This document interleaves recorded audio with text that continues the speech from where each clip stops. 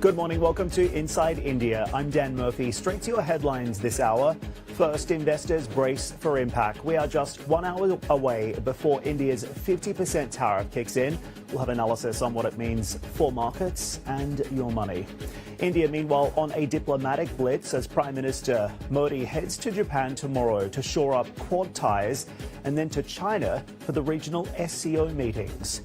India also doubling down on domestic manufacturing, securing an $8 billion investment pledge from Suzuki Motor, the Japanese company starting production on its first EV in the country. We'll talk more about India's ambitions to become a major exporter with the head of the Federation of Indian Export Organizations. That's coming up.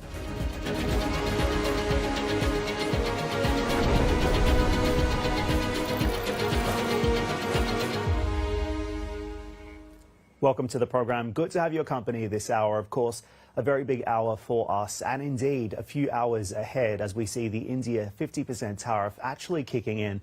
As it stands, of course, India markets are closed today. Quite a fortuitous day to be closed as this tariff comes into effect. But elsewhere across the regional markets today, you can see a broadly mixed picture with an upside bias. The Nikkei 225 better by 0.32% right now. Some negative price action in New Zealand, in South Korea, and in the mainland markets in China as well, where we're seeing the Shanghai comp pull lower by about 0.1% there. Well, the US tariffs on India come into effect in about 1 hour from now. I mentioned Indian markets are closed today for a public holiday, but here's a quick check on how the rupee is shaping up this morning. You can see 87.69 against the greenback. It has been down for 5 straight sessions now. Take a look at how the US-listed India ETFs also closed in the overnight session, and this was being really closely watched as well. Perhaps the best barometer we have at the moment of the immediate sentiment and market direction as a result of this 50% tariff coming into place next hour. The iShares MSCI India ETF pulling lower by 1.3% overnight. Also significant losses for some of those other listed ETFs as well. So all eyes will be on the resumption of trade stateside and, of course, the next open in India as well to get a real sense of exactly where this 50% tariff is going to hit. Well, CNBC TV 18's Pakrichit Luthra takes a look at what's at stake for India as those tariffs kick in. Listen in. U.S. tariffs on Indian goods will be 50% from today. That's 25% reciprocal tariff announced on August 1st, plus another 25% additional tariff, which has come into effect from today. U.S. has imposed additional tariffs on account of India's purchase of Russian oil. What this means is roughly 66% of India's $86.5 billion worth of exports to the United States would be impacted. Experts have said 50% tariffs is almost like a blockade, and India's labor-intensive sectors and small businesses in the gems and jewelry, textiles, apparel, fisheries, carpets and furniture sectors would be the hardest hit, and there could be job losses as well. However, Indian exports of copper, pharmaceuticals, semiconductors, timber, energy products, minerals, mobile phones continue to remain exempted from these reciprocal and secondary tariffs, and therefore there is no impact on these sectors in India as of now. Steel, aluminium, automobile sectors are already subject to Section 232 tariffs, and they don't face any additional reciprocal or secondary tariffs either.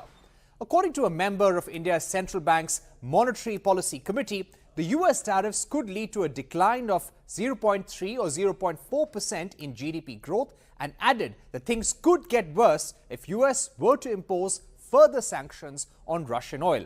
However, the official told CNBC TV 18 that India has enough monetary and fiscal firepower to absorb the tariff shock, keep inflation in check and keep the rupee on a stable trajectory as well.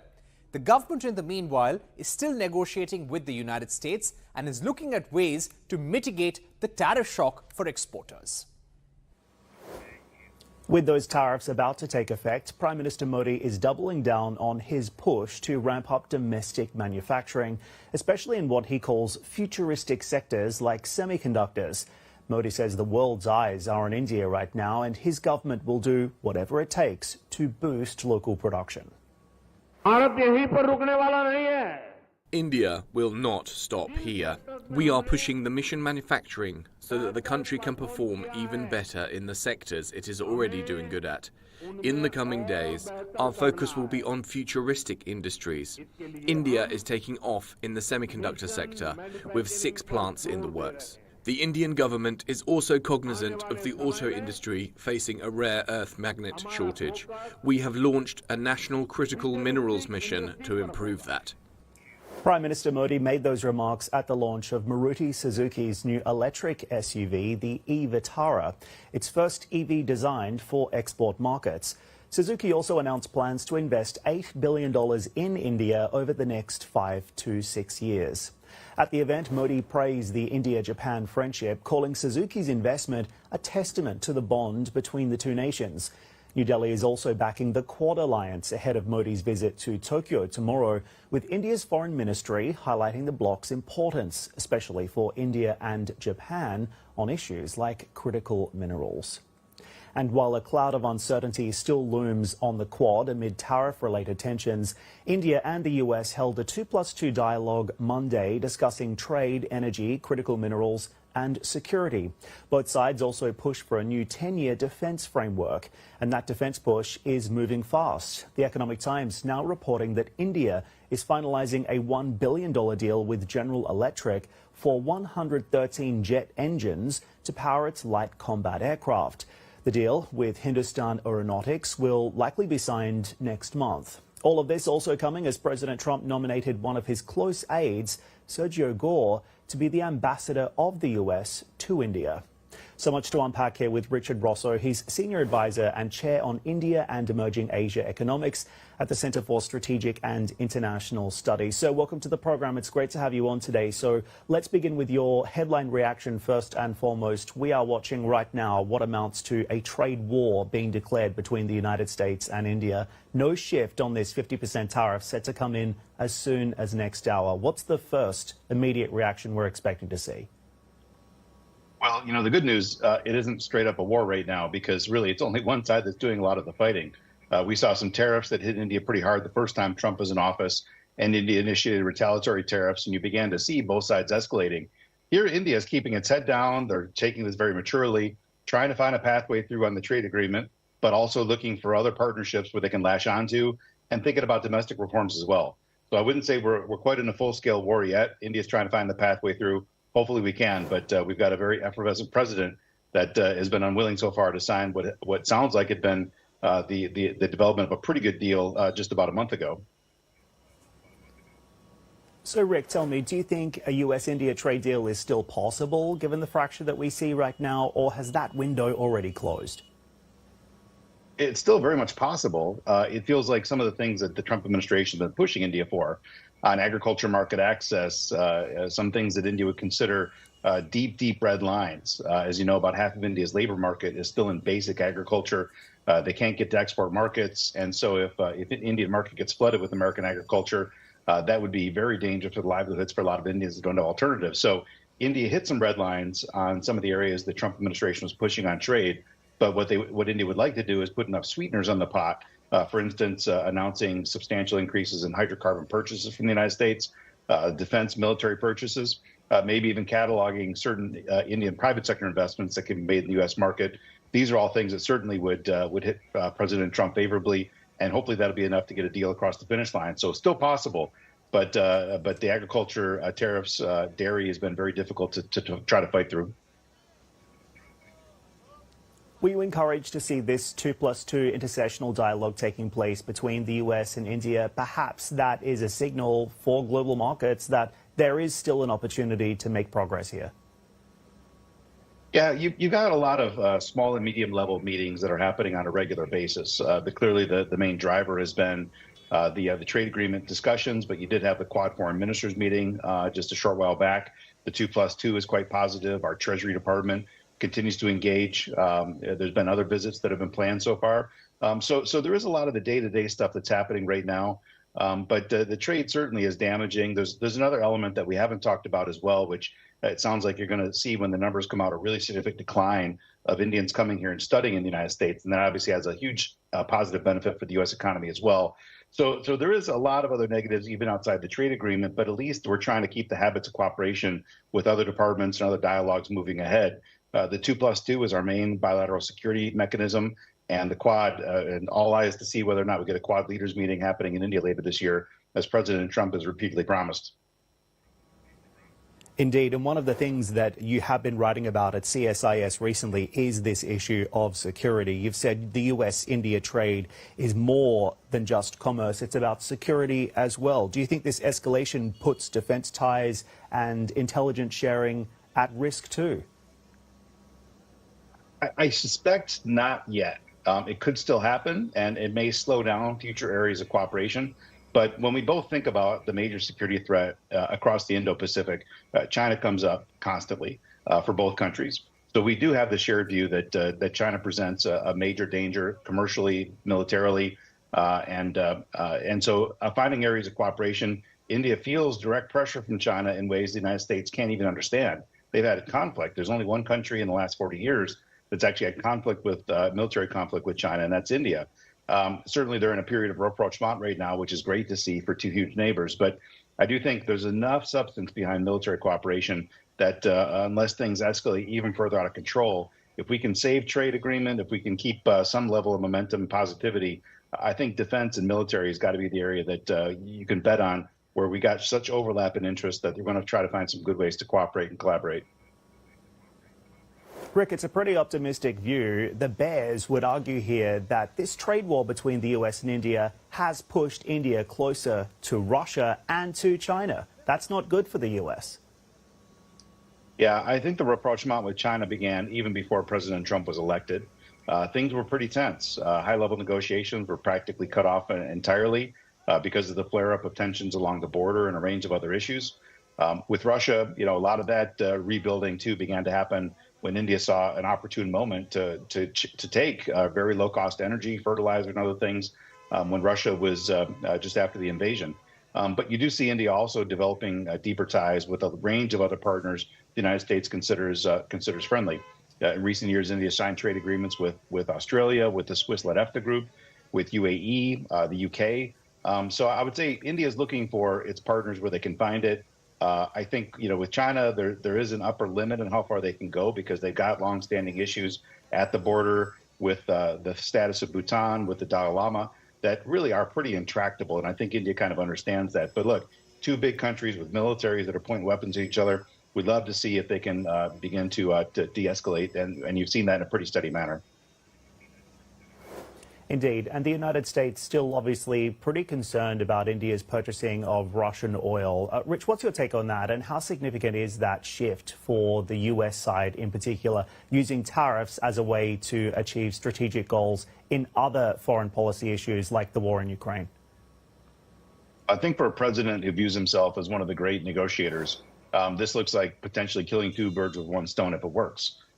Putting tariffs on India for Russian oil purchases hopefully will begin to turn off the spigot of income that Russia has to continue prosecuting the war, but also to get India to divert oil purchases, maybe even buying more from the United States, if it was successful. Now, we don't know that it's going to be. There's some indications already that maybe some Russian oil is now being diverted to China, not as much going to India. There's been some increase in purchase of hydrocarbons from the United States. But there's probably limits on that. I think we look at this more as a ploy to try to get a deal across the finish line and to put pressure on Russia for the Ukraine resolution. The fact that India was the only country called out tells me it's probably not a significant shift in the overall U.S.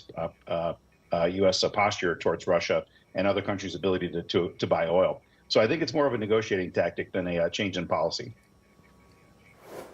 Richard, one of the most fascinating things to watch over the last few weeks following this story really closely has been the domestic political reaction inside India as well. Modi is playing to his strengths here. He's appearing as the strong man resisting this U.S. pressure. How long can that resistance last, in your view? And did Washington underestimate Modi? Well, again, I think India is still trying to get a deal out of this if they can and try to repair because, for the United States vantage point, India is a rising commercial partner. But from India's vantage point, the United States is the indispensable partner. 20% of all exports come to the United States, more than double the level that India exports to any other country. About 65% of India's vibrant IT services market exports come to the United States, the largest source of foreign direct investment. So India's got to fight through as hard as they can to try to get something positive out of this. But I think something that you're hinting at, I mean, President Trump did hit Modi in ways that are very dangerous in terms of trying to talk about India and Pakistan as equals in some of his remarks, claiming that he triggered the end of the recent conflict. Even when you talk about agriculture market access, where again, Modi's elector base is more than half of basic farmers that don't want to see India opening up markets there. But really, at the end of the day, India's economy is going to be driven still by some of the big domestic reforms. And you've seen Prime Minister Modi talking about reinvigorating the manufacturing push. There's so much that India can do within its own house to try to improve how the fundamentals of doing business. And that'll be a beacon for companies around the world to make investments. But it's got to happen at the national level. It's got to happen at the state level. And you haven't seen a lot of energy in the first year of Modi's third term in some big reforms. So maybe this helps stoke that along.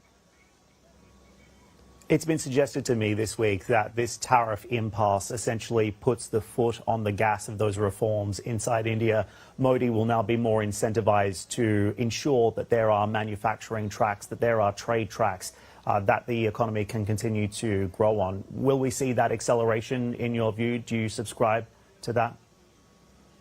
Yeah, you saw it in Modi's second term, where they started off, again, relatively slow on reforms. And of course, we were all dealing with COVID. He came to office in the second term in 2020, which of course was such a vital year for the confronting COVID. But when the economy really hit the rocks because of the COVID slowdown and the lockdowns, that triggered the government to take significant reforms, tax reform and some sectoral reforms, some foreign investment reforms that they've been unwilling to do before that. So like a lot of countries, sometimes a crisis is the best opportunity to take the bull by the horns and take big steps. My colleagues were just running across India doing a bunch of visits with state governments. And when you talk about India's commercial viability, frankly, most of that is not things Modi controls. Companies need electricity, they need water, they need sanitation, they need licensing. Most of that's controlled by state governments. And a large number of India's more developed state governments, too, are very concerned about the lack of progress on trade talks. And they're trying to get their own house in order as well. So I think Modi, he's in a coalition now. It's tougher to get big things done, but he still has some flexibility on some regulatory reforms that don't take legislation. States have a really great opportunity to try to get some big things done on land and labor and some of the vital aspects. So I do hope they use this moment as an inflection point and get their own house in order, because it'll be an unstoppable market if ultimately they get some of these reforms out of the way and it makes it such an easier place to do business. Rick, let's talk about the pathway forward here on diplomacy. Trump has also nominated Sergio Gore to be U.S. ambassador to India. Take us inside your current thinking on who he is and what makes his nomination so unique. Well, obviously somebody that has this much proximity to the president, it's what a lot of countries want, to know that you can cut through the rigmarole of just going through the normal foreign policy channels and speak directly to the president, somebody who's in charge of personnel and obviously then would have very good ties and connections with people across the entire federal government that can bring delegations, that can bring money, that can bring cooperation. So there's a lot of positive aspects to somebody like this. The downside is he doesn't have a lot of India experience in depth that I've been able to pick up so far. And that means that when you think about some of the recent crisis points on not understanding India's sensitivity on agriculture and the trade talks, or not understanding the sensitivities about India-Pakistan, he might fall in some of those traps early on, depending on how quickly he gets himself up to speed. So I think, it might be a bit of a rocky start. I suspect he's going to show up there more carrying Trump's hammer than trying to be a bridge between the two capitals. But as he starts to learn a lot more about India, engage, and kind of get India's perspective on things, he could actually become a vital bridge. So I hope that that's what transpires. But again, having somebody this close to the president, a lot of countries would like to see that happen. Just wish maybe a little bit more India depth. But I'm sure they'll be welcoming with open arms and trying to get him up to speed as quickly as he can when he gets out there. Do you think he's going to come to New Delhi? And if so, when? Hard to say. He's got to go through the nomination process. And right now, nominations are moving extremely slow. They've nominated many months ago for the Assistant Secretary of State covering South and Central Asia, and that hasn't been moving. Obviously, somebody this close to the president, if they really try to apply pressure to expedite it and make it move, it probably can. If President Trump still plans on getting out there in November, is what I've been hearing for the Quad leaders, you want to make sure you've got your top diplomat there in place. So I think over the next 2 or 3 months is going to be a real crucial moment to try to expedite that hearings, try to get him out there if the president still does indeed intend to get out there for the Quad Leaders Summit. So hard to give an exact schedule, but at least we know one thing, that they certainly want to have somebody of his stature and caliber out there ahead of time. Rich, great conversation this morning. We'll have to leave it there, but thank you so much for joining us with instant reaction to this major news for India's economy today. Richard Rosso is from the Center of Strategic and International Studies, live with us out of Washington, D.C. Thank you again, sir. Up next on the program, we're keeping tabs on President Trump's efforts to reshape the Fed. More insights, more news, more analysis coming your way in just 2 minutes. Stay with us.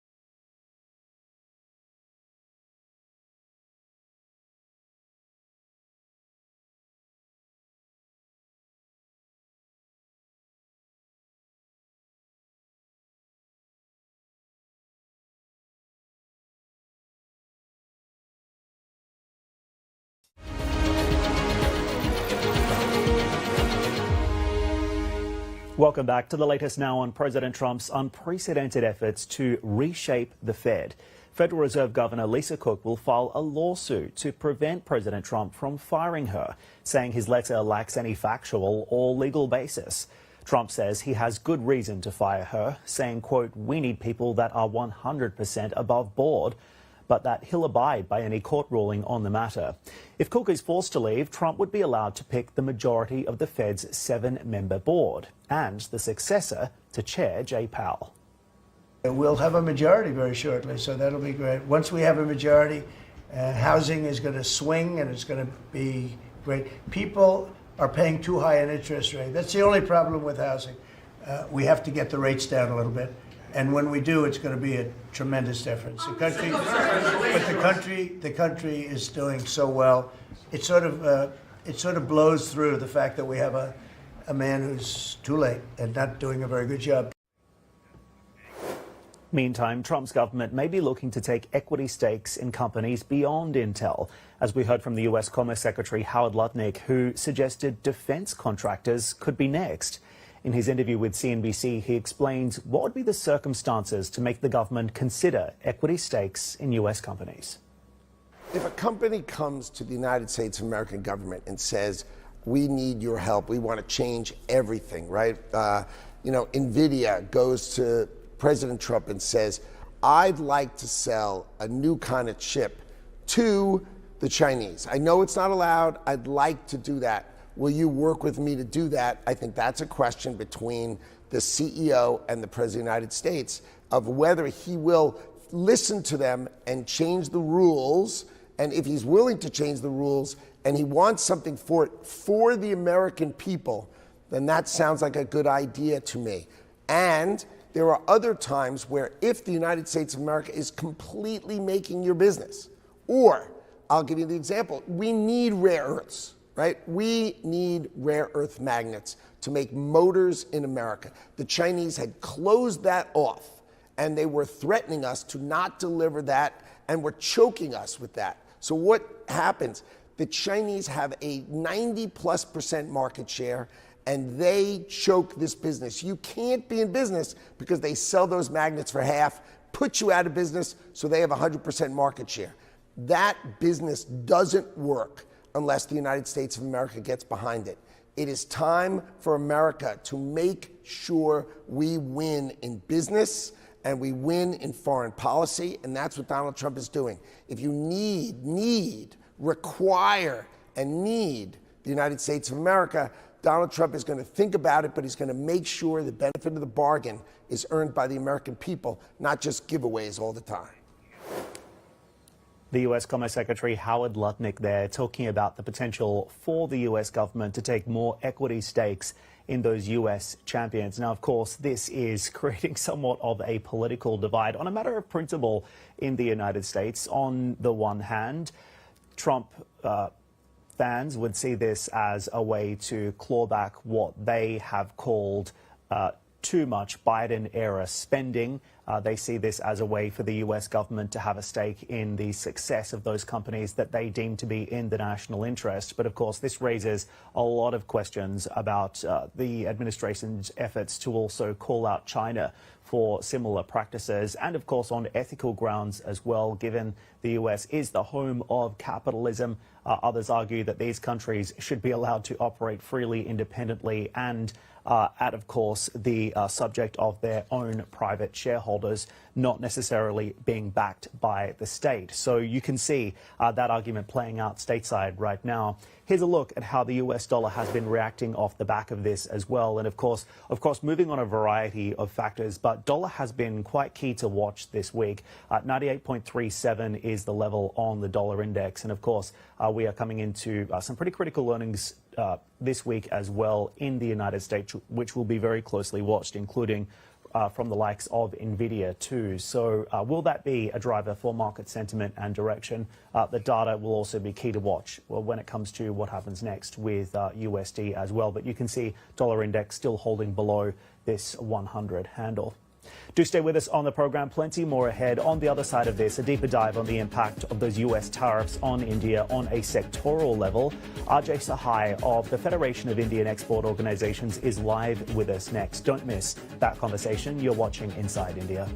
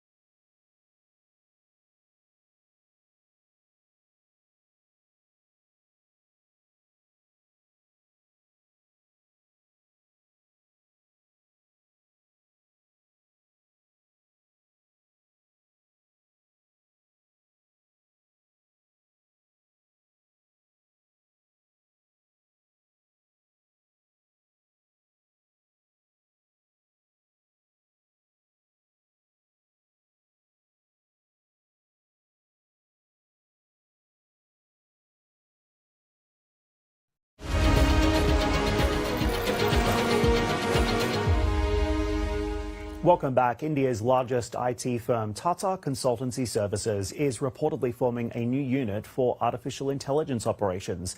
The new unit will house all of the company's existing capabilities in the technology space, according to a memo seen by Reuters. Indian IT companies are hoping to spark a turnaround in depressed client spending with more AI offerings. Back to tariffs now, and India's diamond industry bracing for impact from the high US tariff set to kick in less than an hour now. The US accounts for nearly a third of all of its $28 billion annual exports. Business owners in Gujarat's Surat flag empty offices, lost orders for the sector that was already hit by weak demand from China. Take a listen to what people on the ground have to say about the impact of these tariffs. The majority of the people who work in the diamond industry work in Surat. Around 700,000 to 1 million workers work here. If we talk about Gujarat as a whole, 2.5 million workers work in the industry. There are a lot of diamond workers in various parts of Gujarat. The diamonds go from Surat to these areas to be processed, so they are at risk of losing jobs too. My estimate is that more than 100,000 diamond workers will lose jobs if the tariff is implemented, if it isn't changed.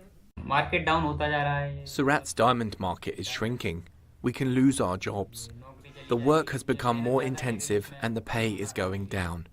Also, inflation is rising here. We always believe in a long-term thinking. So definitely for a short term, we are not going to reduce any of our employees. But in the longer run, we have to definitely see the situation and the economics. But we are confident that some or the other workaround may come and we will not be in a need to go for a cut down, which has never happened in our journey of 55 years. I feel even after the tariff, there will be few customers who will be able to purchase the goods, and also I think so there may be some other workaround, like jewelry is being manufactured in, let's say, Dubai. So in that way the goods are transformed from loose diamond to jewelry, and then it attracts just 10% duty. So that way also it can ultimately end up in the US market.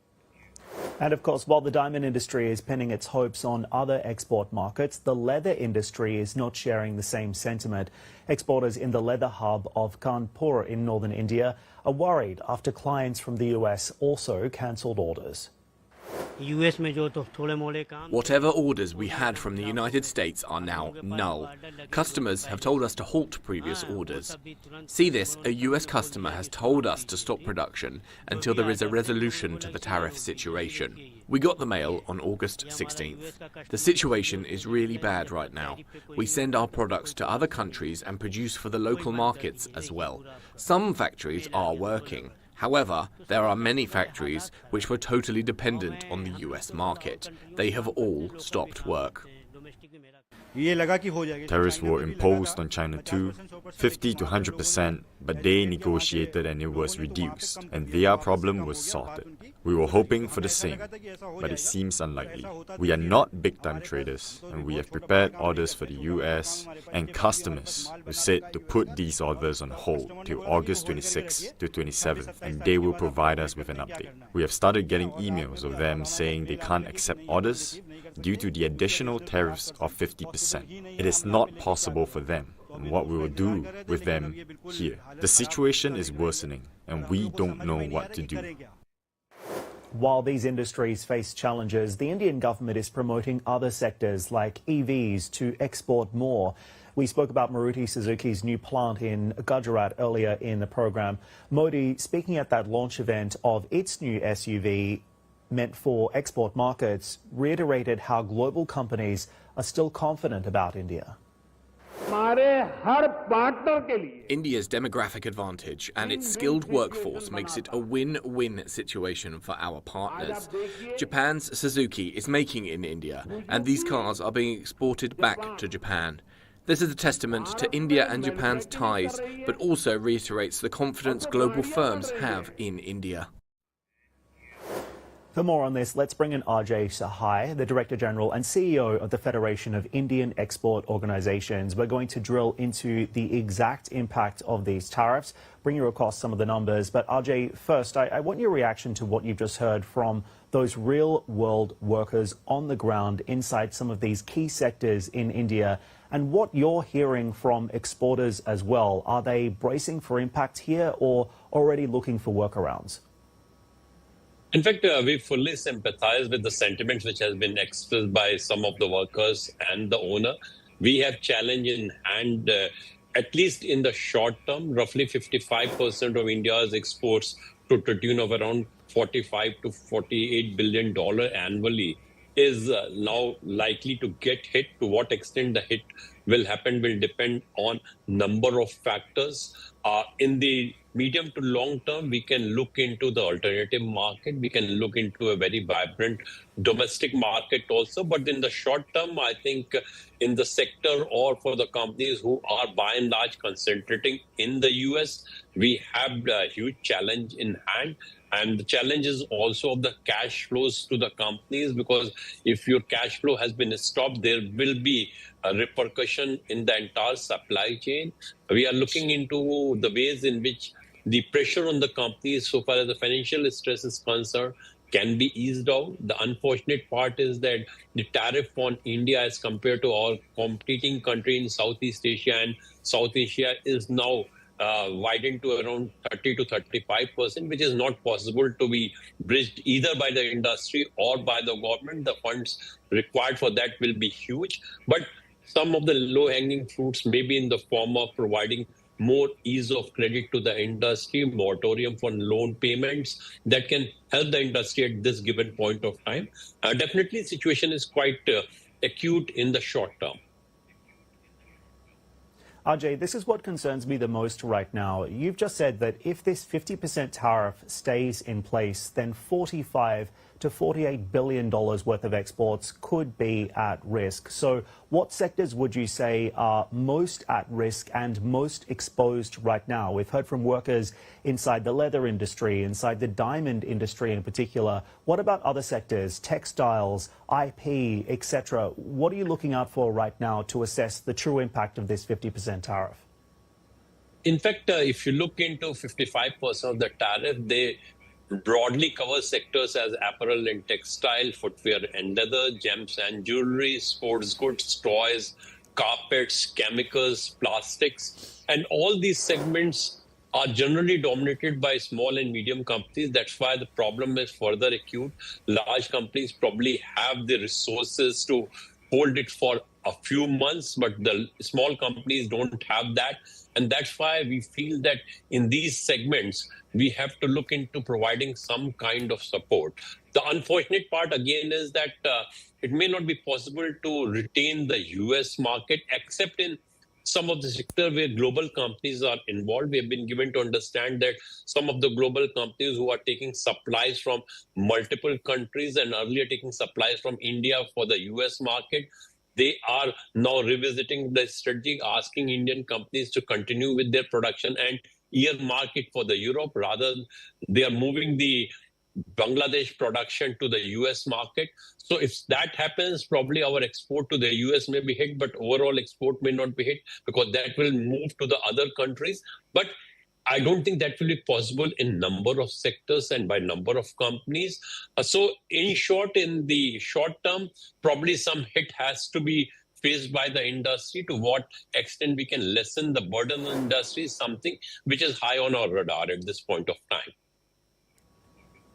I wanted to ask you about what you think some of the immediate measures that the Modi government can take right now in order to soften the blow on some of your export members at the moment. Now, you have listed off a few initiatives, maybe a couple of options, but what would be the first thing to do right now in order to ease the pathway forward for these businesses now struggling under a 50% tariff? As I told you that with 50% tariff and the duty differential, I'm not expecting that somehow we will manage within the US market. We will be losing our share, at least in the short term. But we have to see that this is not resulting in adversely impacting the overall performance of the company. We have very strict non-performing asset norms into the country. We have to see that companies, because of this situation, don't fall into that, and therefore we are looking into easing the flow of credit to the export sector. A couple of suggestions have been made by us. The good thing is that government is also looking into reforming the GST, which will further make the domestic market attractive. Some of the export to the US could definitely be moved to the domestic market, though of course it will not be possible for all the products. For example, you have talked about the diamond. We may not have that kind of purchasing power in India to absorb the entire thing. But when you are looking into some other sectors, probably those sectors can look into the domestic market also. But even shifting to the domestic market, now looking into entire supply chain, will take some time. So our worry at this point of time is that in the short term, we somehow provide liquidity to the industry so that industry continues. They will definitely be taking a hit into that. Probably that's a foregone conclusion. But in the given situation, whatever we can do to lessen the burden on them, that is our priority. Ajay, of course, the concern is for the domestic economy as well. Can you give me some hard numbers on how many workers are employed directly as a result of these US exports? Is it hundreds of thousands? Is it in the millions? Because that's also a concern here. We could see significant job losses if these businesses aren't able to pass on the cost. Absolutely. We are talking about the millions who are employed in these segments. The US account for roughly 18% of my total exports. So when I'm looking into the numbers, it will be a huge number. And that's why on the workers' part also, we are approaching the government whether the government can provide some kind of cushion to the industry. We also toying with the idea whether the lean period can be used for providing further skilling to the worker. The worker can be reskilled, upskilled. The government can partly bear the cost of skilling or upskilling of the worker for next 6 months so that on the one hand, we make them more productive, and on the other, the government also provides some support to the industry so that the worker continues on the payroll of the company. The problem is that if the worker goes back to the village, bringing in when the situation improves will be a very difficult task. So we have to be constructively looking into the situation. The situation is definitely acute, but it is not the end of the road for us.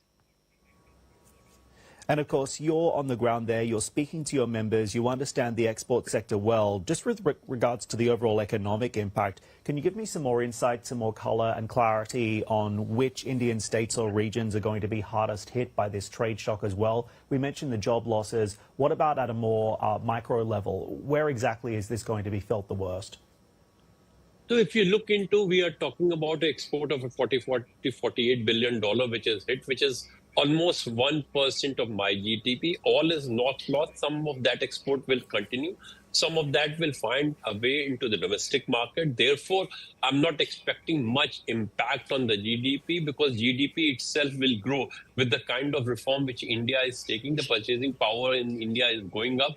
Population is huge. So I'm not expecting any impact on the GDP. When you're talking about the states, probably the states which are by and large in these segment of the industry, Gujarat can be one because Gujarat is a hub of the diamond and gem and jewelry export. Gujarat is a hub of textile exports also. So there, I think the situation may be a little more acute. But looking into the fact that roughly 1/5 of the Indian export is to the US, almost all states, some way or the other, definitely produce something for the US. But as I told you, that situation is definitely very challenging for the Indian industry, but it is only for a very short term of period. We are now engaging in the FTA with a number of countries which will provide the alternative market to us. We have formed with the UK, which needs to be ratified by the parliament. We are also looking into the early harvest with the European Union, which is as big as a market which we have in the US. So some of these initiative, if they put into practice, will help the industry. Not denying the fact that we have a challenging situation. The worker concern is very high. And I think at this point of time, we are looking into the way on easing the burden on the industry and helping the worker to continue to be on the payroll of the companies. Ajay, let's talk about where the alternatives are as well, because you just mentioned that India, of course, has trade deals with the likes of the UAE, Australia, the EFTA, the UK, as you just mentioned too. That perhaps gives New Delhi a little bit more time, maybe even leverage to resist this US pressure. But how quickly are your members actually able to open up exports to those markets as an alternative? In fact, if you look into India's export to UAE and Australia, the numbers are pretty impressive. Though, of course, because of the global headwinds, the overall India's export remain stagnated. We reached $438 billion from $47 billion. But my export to UAE and Australia both grew in the double digit. I'm pretty sure that UK will providing huge opportunity to India, where we are getting 100% products at zero duty on the date of its operation. EU may be a little challenging when you are dealing with 28 countries. That's why our priority is that if we can have some of our labor-intensive sector in the early harvest with the EU, which can be operationalized in the next 3 to 4 months' time, those kinds of engagement will help. The good point is that when you are actively engaged in any country with the FTA, the importer is also more tuned towards you because they know sooner or later their FTA will be in place. So let us start building the partnership before the FTA actually start operating. So that advantage will be with India for many products and in many sectors.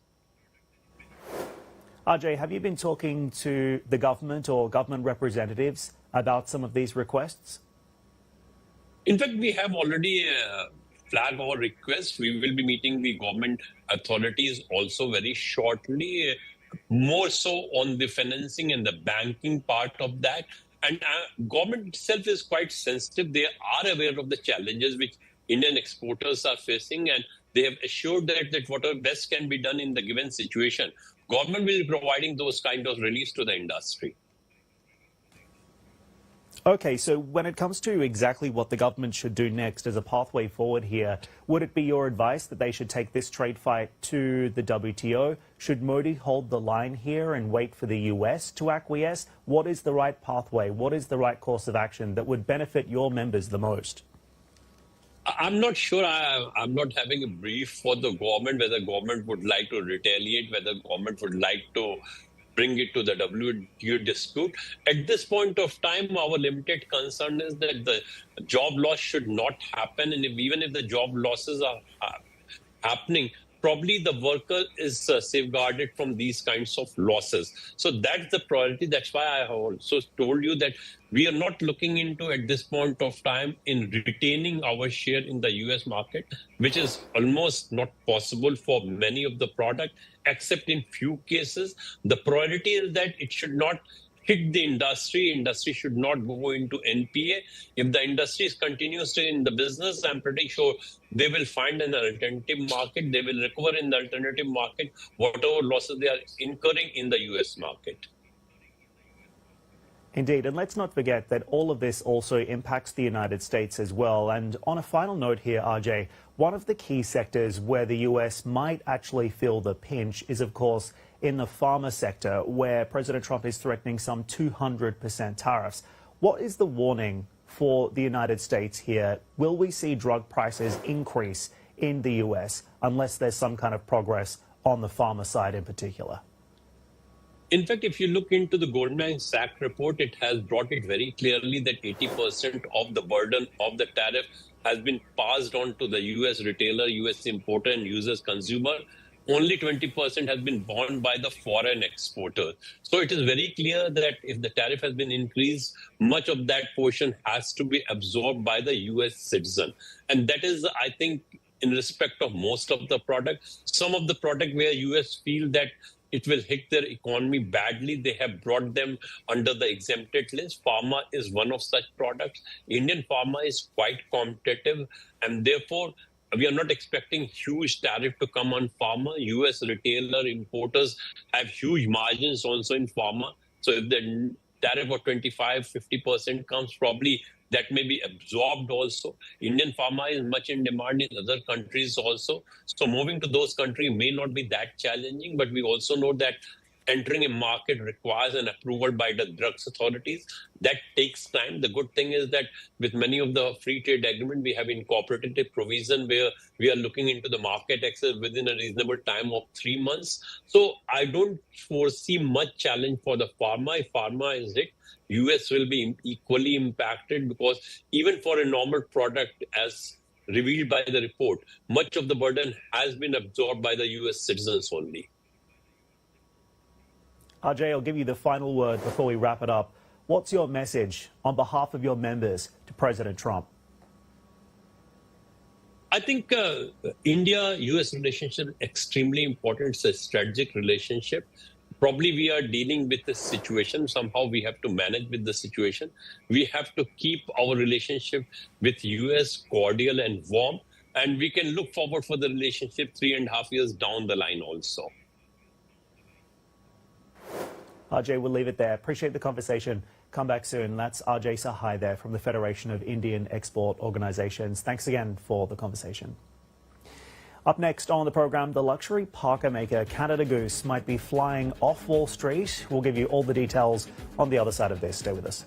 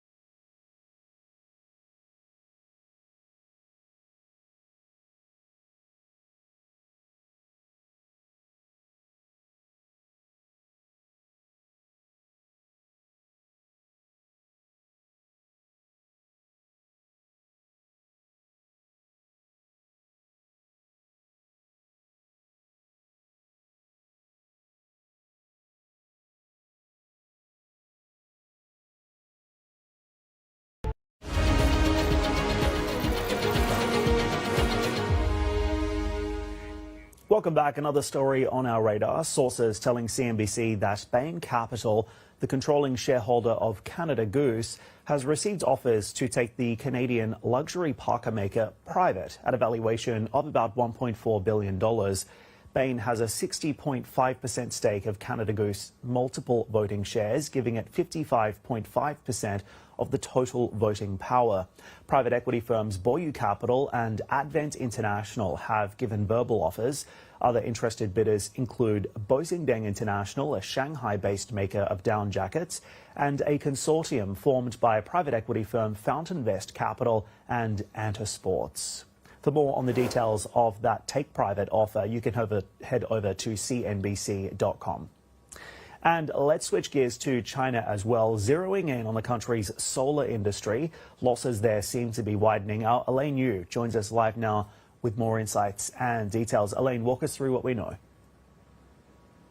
Hey, Dan. So at the heart of these widening losses is really the persistent overcapacity that's plaguing many industries and quite prominently in the solar space. So if we look at the 5 major solar panel makers, together they saw net losses in the first half of the year surpassing $2 billion.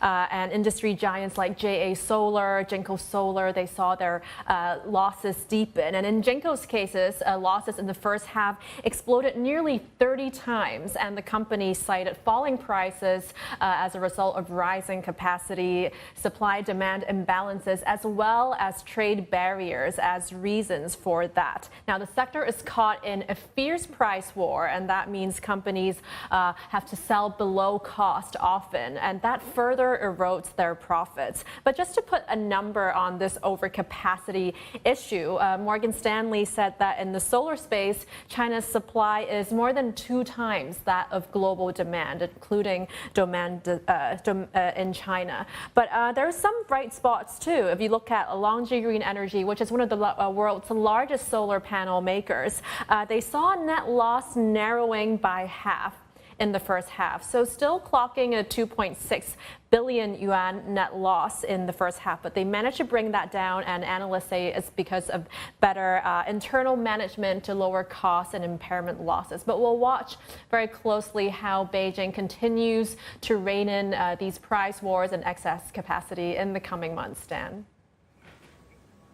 Okay, Elaine, really appreciate the update. Thanks for joining us today. And that's all we have time for today on Inside India, but stay with us here on CNBC. Access Middle East is coming up next.